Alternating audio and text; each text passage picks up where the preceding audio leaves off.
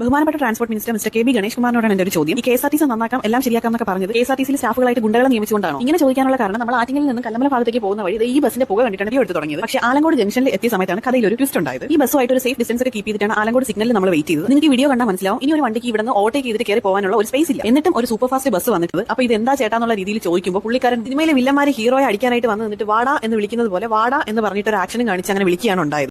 ഇപ്പോഴത്തെ ആള് കേരളത്തിലുണ്ടാകുമ്പോൾ KSRTCക്കാർ ഗുണ്ടകളായിട്ടില്ലെങ്കിലേ പറയണ്ടു. ശരി, സാമാന്യ മര്യാദയാണ് ഇത്രയും ആളെയും കൊണ്ട് വരുന്ന ബസ്സിന് ചെറുങ്ങനെ ഒന്ന് സൈഡായി കൊടുക്കുക എന്നുള്ളത്. ചേച്ചി ഓവർടേക്ക് ചെയ്യാത്ത ആളും ചേച്ചി റോങ് സൈഡ് കയറാത്ത ആളൊന്നും അല്ലല്ലോ.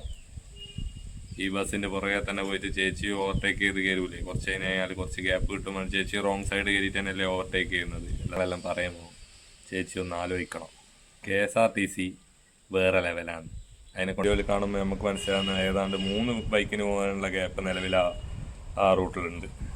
ചേച്ചിക്ക് ഡ്രൈവിംഗ് അറിയാത്ത നമ്മളെ കുറ്റാണോ?